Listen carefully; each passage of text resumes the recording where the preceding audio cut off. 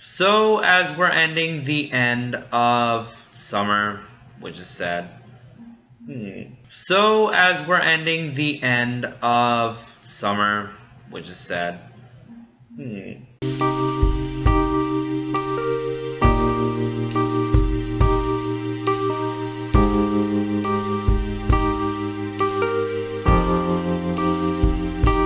But either way, as we end summer, we're also ending the long awaited term of hiatuses on our favorite shows.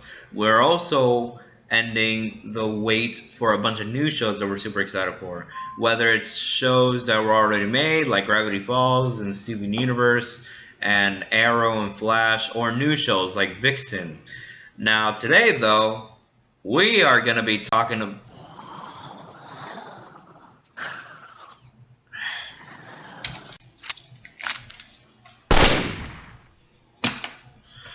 This is Fear the Walking Dead.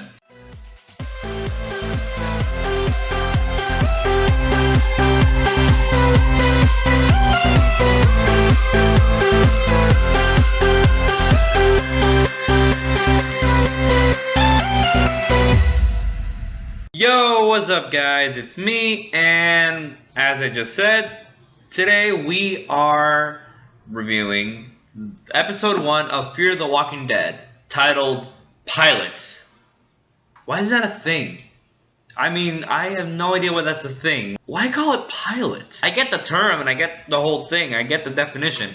But not once do we see a pilot in any of these pilot episodes. So, you know, just saying, I don't see a plane or something like that. It'd be nice to have an actual pilot in a pilot's episode. That's all I'm saying. Lost did it right. I mean, sure, if I remember correctly, the pilot died in the very first episode. But still, at least there was a pilot. So yeah, have more pilots in pilot episodes, Hollywood. I don't see what your deal is. See, I got all the good ideas. So take that. Movie genius, baby. Movie genius. That's me. But really, guys, today we are reviewing episode 1 of Fear the Walking Dead, the epic spin-off show from The Walking Dead. And yes, I will say right now that I believe that the title could have been a bit more original. I mean, Fear the Walking Dead, you just put fear, and that's like The Walking Dead. That sounds like something you put in a documentary of the show, not a spin-off of the show. I mean, I saw some of the commercials and already they're saying the word fear, and I'm like, oh, come on. I mean, I saw some of the commercials and already they're saying the word fear, and I'm like, oh, come on. But anyways, let's get this review underway. For those of you who may not know, this show takes place during Rick Grimes' coma. If you remember correctly from the first Walking Dead show, pretty much in the first episode of the first season, Rick Grimes was put into a coma during a police gunfire fight, and he was sent to the hospital and was in a coma for a while. So the entire event of Fear the Walking Dead is taking place during Rick's coma. And if it wasn't obvious enough already, yes, this is a prequel series. And that at some point, this show actually will catch up to the Walking Dead series itself. So it's only a matter of time before we start seeing crossovers and stuff. But as they said, they're not planning any crossovers of now. The biggest possibility is for season 2, that most likely that's what they're going to be doing. So yeah, so season 1 is going to be a 6-episode season, while season 2 is going to be 15 episodes. It's already been picked up, so yeah, expect for this one, pretty much the first season is kind of us seeing what this show's all about, and then, you know, giving us a bit of, okay, we want some zombie action, so this is what we're having until The Walking Dead comes back. And then later on, once we see whether or not this is good or not, we're most likely going to be seeing, you know, season 2 somewhere near future. Most likely, I'm going to say next fall or early summer or something like that. But yeah, like around that time we should be getting season 2 of this, but you know, we could be wrong. Like it's still up to debate. Another important thing is that this actually has a different setting from The Walking Dead itself. This show takes place in Los Angeles, and like I said, it is a prequel, so we're going to be seeing how the zombie apocalypse starts and how pretty much humanity is going to pretty much like get into that, like how they're going to react to the idea that, wow, walkers are going to be all around and it's going to be complete chaos, total chaos, utter destruction. And it is something interesting because one difference is with The Walking Dead, we're kind of with the characters, while in this show, mainly it's interesting because we know what to expect, but the characters don't know what to expect. So it's like we know what the characters don't. So that gives us a bit of a tense edge. And that's something that I feel like the show does pretty strongly. And that's actually a good thing because then it makes the show even more tense than what we're used to. And even though the beginning of the episode, because it is the first episode, really strong, the side parts within the episode are a little, kind of slow and stuff. Like I know it's for character development as well as just for us getting to know, okay, who are these people, what can they do, what will they bring to us in the story.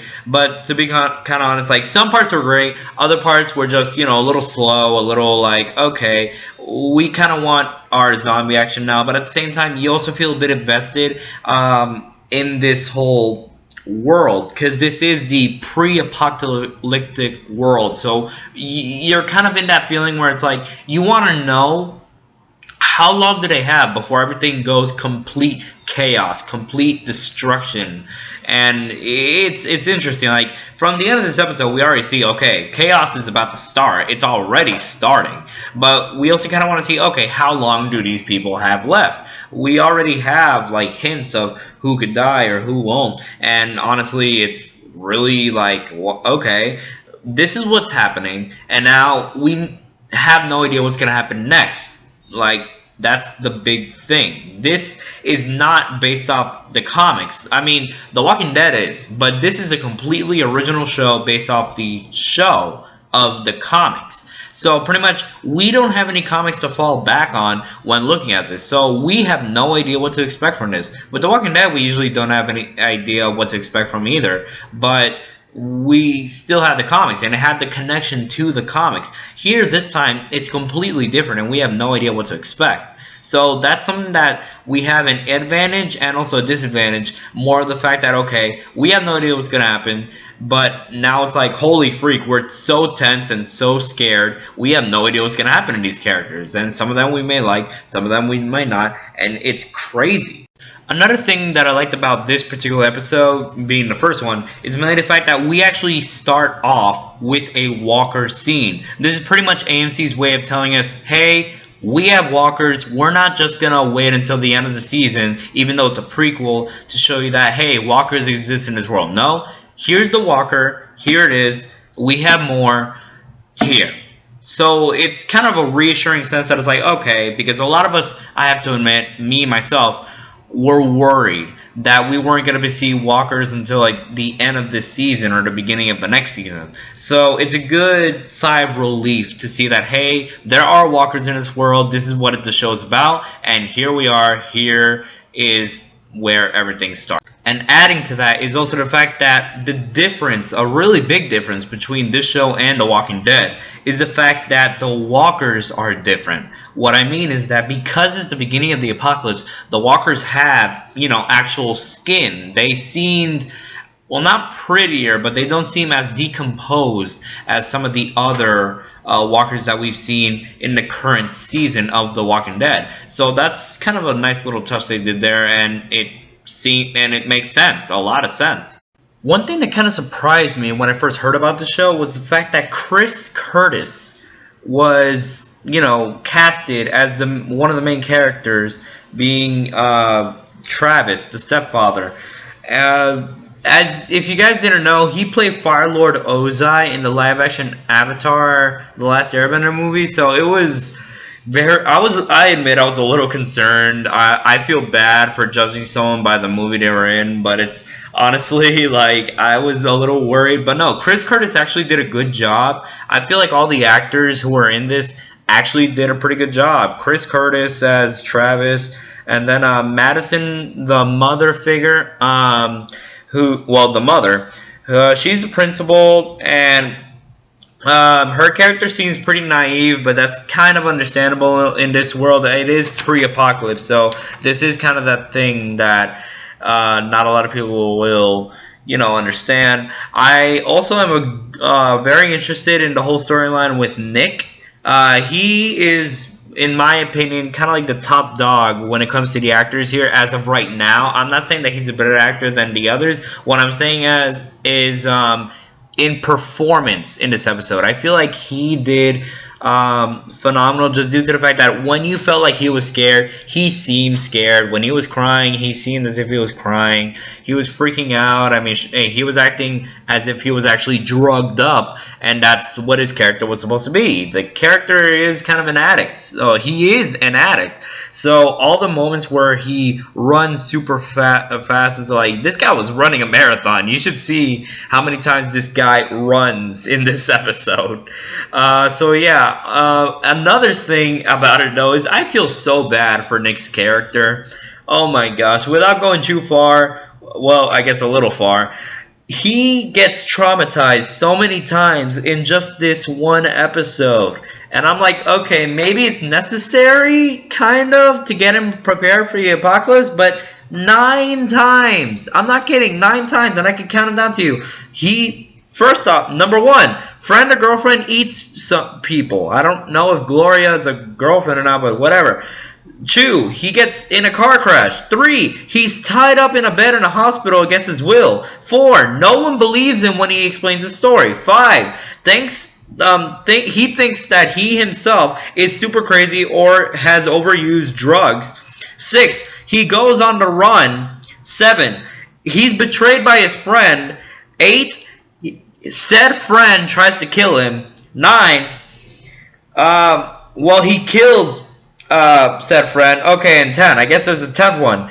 Friend turns into a walker and he kills the walker. Dang, kid, like, he needs a break. He needs to sit down at one point. I feel so bad for Nick's character in this. But yeah, everyone did a good job. The only person that I feel like probably because it's the first episode, we didn't have a moment to really see, like, get any good development, is the sister character. I feel so bad that I don't remember, but that's the thing. She's a little forgettable.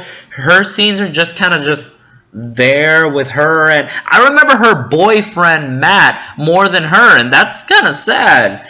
I feel bad for that, but yeah, hopefully we'll be able to see more development for her in the coming episodes. So yeah. Another thing, speaking of the characters in the show, that I actually really enjoy, and is actually kind of a difference between this show and Walking Dead itself, is the fact that this show, the characters are a bit more relatable, and that's mainly because they're more innocent, in a sense that, unlike the characters on The Walking Dead, these characters, they didn't kill anyone or anything except, Nick, but he was forced to. When he killed his friend who became a walker. And yeah, that's something that I didn't realize could actually happen. I didn't realize how to relate so well with some of these characters, and a lot of people are surprised from that. And obviously, like true Walking Dead fashion, the episode leads you in with complete tension and fear. Holy freak. Like I said earlier before, you are going to feel so tense when watching this episode, because you always feel like, that's the thing, you know what's gonna happen. So it's like, oh my god, watch out, don't go in that area, don't go here, don't go there, oh my gosh, you idiots, you're gonna get eaten alive by walkers. And that's kind of like the feel you get throughout the entire episode, and it gets your adrenaline pushing. So this show, even though it's pre-apocalypse, you're already feeling the tenseness, and it freaks you out so well. So getting through a few quick plot points here and there, and also some little critiques here and there. Pretty much obvious cliches in most horror films that they've done, especially in zombie films. Well, number 1 is no one believed Nick, and it's like, okay, no one believes the story. It had to take this character, Chris, Nick's friend who tried to kill him, to become a walker in front of Madison and Travis's eyes to finally see that, oh, Nick is not crazy. He ain't all drugged up. He's actually telling the truth. Walkers do exist. So there's that. It was a very intense scene, but I feel very necessary. Another thing I really like is the fact that mass media plays a very important role in the first episode. Like, a lot of people in this one scene are looking at videos from this apparent traffic jam attack that people are like, oh, this is fake. Oh, no, this is real. And people were wondering, and that's the one thing I really like, that people are not automatically sure. Because of mass media, we have a sense that it's like, okay, these are probably people who do things for entertainment. I mean, look at me. I'm a freaking YouTuber reviewing a show that probably a lot of people already know what this stuff is all about. So, yeah, it's kind of like, that's what people think. These people are trying to entertain or trying to get attention, and because of that, it's like it just adds a bit more into it, the realism that it's like, hey, not everyone's gonna believe that this is actually happening, even if they see it with their own eyes. It's just human nature. Another really good thing that I really enjoyed is the imagery, especially the imagery that is showed when Travis was teaching his class. He has this theory of a survival, about nature being stronger than us, and it is so true, and it represents what's about to come with the Walker apocalypse. And we also see a connection between that reference and Nick himself. Nick is one of the dogs in Travis's story, while everyone else is the man. And because dogs are part of nature, the dog is always going to win. The dog is right. And in the end of the episode, we see that Nick was right. He wins by proving to everyone that walkers do exist, that he was telling the truth. And that's something that I find very powerful in that one small, quick scene of imagery that they did. Another thing is the scene where they talk about the chaos theory in the sister character's class. When she was checking out the mass media on her phones, her teacher, if you pay attention to the board, is talking about the chaos theory, where all civilization, when it goes down, it's gonna be complete chaos. We're gonna lose everything because of this apocalypse. And civilization, because this is something we're not used to, we're gonna be just, it's gonna be massive chaos. That's the thing. And I'll be honest, humans are not going to do a good job in it. And that's something that they did really well. The imagery in this episode is so strong, so poetic and poignant, that it's to the point, and it works. It works so well, and it helps build things up for the end of this episode, and it makes it even more relatable and more just more real. Just mentioning real quick Travis's other family. They didn't really have that big of a role here, but it looks like they're going to be main characters as well, as seen in a poster that will most likely show up next. But yeah, so I can't really say much about them now. I'm just interested to see what they're going to bring in the show. And then finally, the one thing I really want to talk about that really caught me was that one kid. I don't remember if his name was Toby or something, but holy freak, that one conspiracy kid. Because this is one of the most hilariously annoying things, like cliches, in most of these horror genre shows, especially zombie apocalypse. The fact that this one guy knows or has a theory that the apocalypse is going to occur, no one believes him, and then later on he's right, which is why I was so happy at the one part where everyone was leaving the school and Madison sees him on the bus, and he's just giving her this face saying, "Yo girl, I told you so." And honestly, I really hope this character comes back. I don't care if he's a main character or not, if he's a side character. Let him come back. Because yes, he did say technically with his face that "I told you so." But honestly, I want him to really say it this time. Because, like, no offense to Madison, or I don't know what it is about the two main female leads. They're more forgettable or just plain naive, and that's something that is like, it kind of annoyed me a bit, but that's just a little nitpicky, I guess. But either way, in the end, great episode. Had a strong start and a strong finish. And honestly, I'm extremely excited to see what they come up with the next episode coming next week on Sunday. So awesome! Alright, so guys, that was episode 1 of Fear the Walking Dead. I will be doing vlogs for the rest of this series as long as it goes. Mainly because it's one of the few shows I'm actually completely caught up on now. Or, well, caught up and following because it's the first episode, so it's easier to catch up and easier to do vlogs in. So, yes, I will be doing more vlogs for that. Expect some for next week as well. And honestly, great episode. Great episode.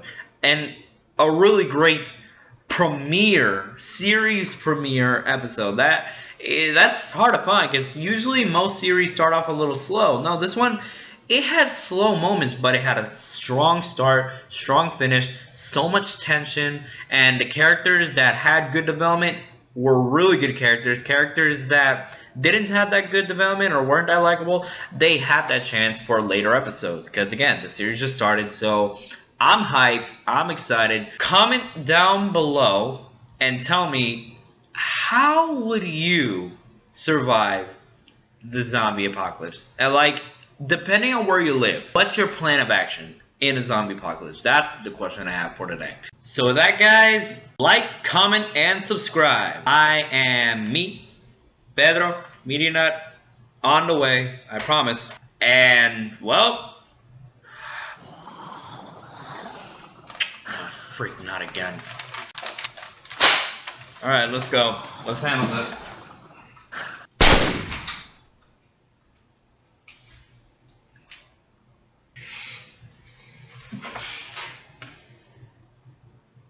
See ya!